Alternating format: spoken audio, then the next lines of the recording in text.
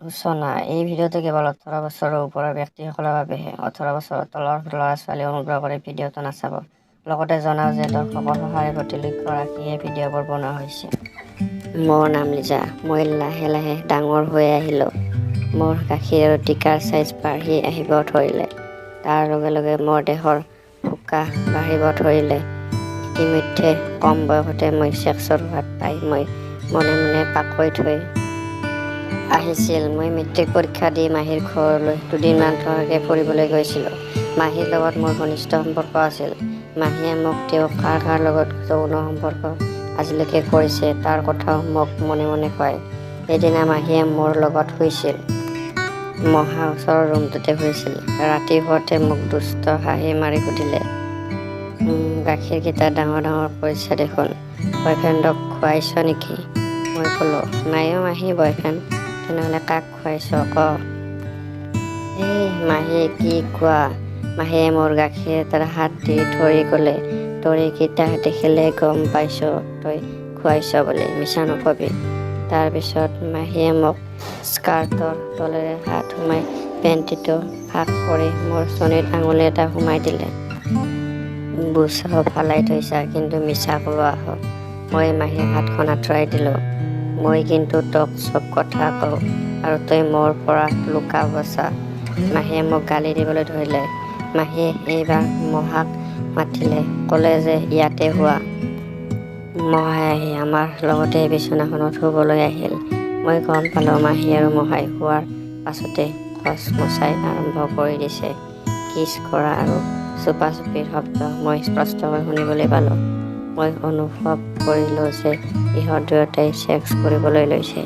ইমান ওচৰতে ছেক্স কৰিবলৈ লোৱা গম পাই মোৰ কামনাৰ জুই জ্বলিব ধৰিলে। মই গৰম হৈ আহিব ধৰিলোঁ।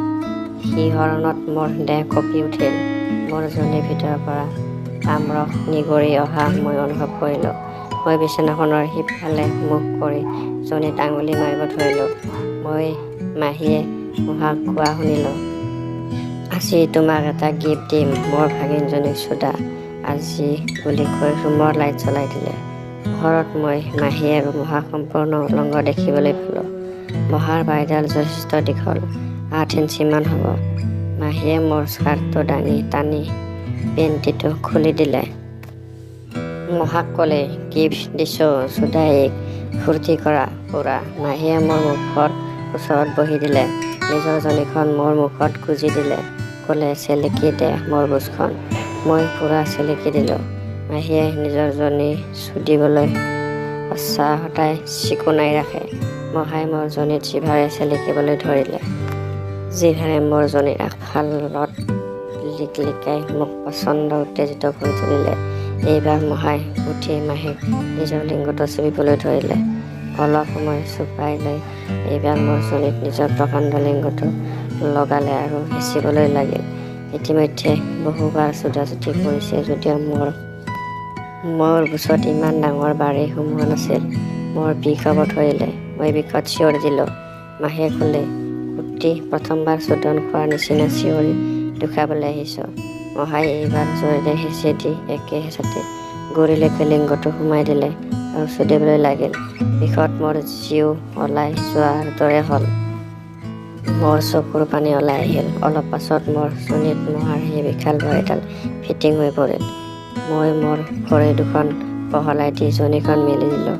লাহে লাহে বিষ নোহোৱা হ'ল আৰু মোৰ মজা লাগিব ধৰিলে। মহাই প্ৰচণ্ড জোৰেৰে টানি টানি মোক চুদিব ধৰিলে। মাহীয়ে ক'লে, চালা ৰেন্দা, নতুন বুজ পাই এতিয়া তই মোক চকু দিবলৈ পাহৰিলি।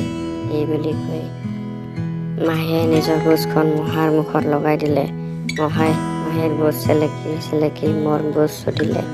প্ৰচণ্ড জোৰেৰে লিংগটো মোৰ বুজৰ কোমল অংগবোৰত ঘৰ্ষণ কৰি মোক সুখ দিব ধৰিলে। জোৰেৰে আলিংগন কৰি মহাই মোক থপথপাই চুদি যাব ধৰিলে। বহু সময় চুদাৰ পাছত উত্তেজনে চৰম সীমা পালে। মোৰ বুচৰ ৰস ওলাই আছিল। মাহীয়ে মহাক ক'লে, হ'ব তাইৰ কাম হৈ গ'ল, এতিয়া মালখিনি মোৰ ভিতৰত পেলাই দিয়া। মহাই এইবাৰ মোক এৰি ওপৰলৈ শুই দিলে। মাহীয়ে মহাৰ লিংগৰ ওপৰত বহি লিংগটো নিজৰ বুচত সোমাই ল'লে আৰু ওপৰৰ পৰা কঁকাল লৰাই লৰাই চুদাব ধৰিলে। মাহীয়ে কটিখন নমাই আনি লিংগটো সম্পূৰ্ণ গিলি পেলাই আকৌ উলিয়াই দিয়ে।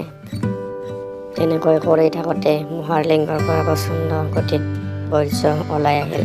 মাহী আৰু মই দুয়োজনীয়ে মহাৰ বৰ্জ্যখিনি চেলেকি খালোঁ। তাৰ পাছত ভাগৰি পৰি বিচনাত তিনিওটা শুই গ'লোঁ। একদম ৰাতিপুৱাহে সাৰ পালোঁ। সেই ৰাতিটোৰ কথা মনত পৰিলে এতিয়াও পেণ্টি তিতি যায়। এনেদৰে নতুন নতুন অসমীয়া কাহিনীসমূহ পাবলৈ চেনেলটো ছাবস্ক্ৰাইব কৰিব। ধন্যবাদ।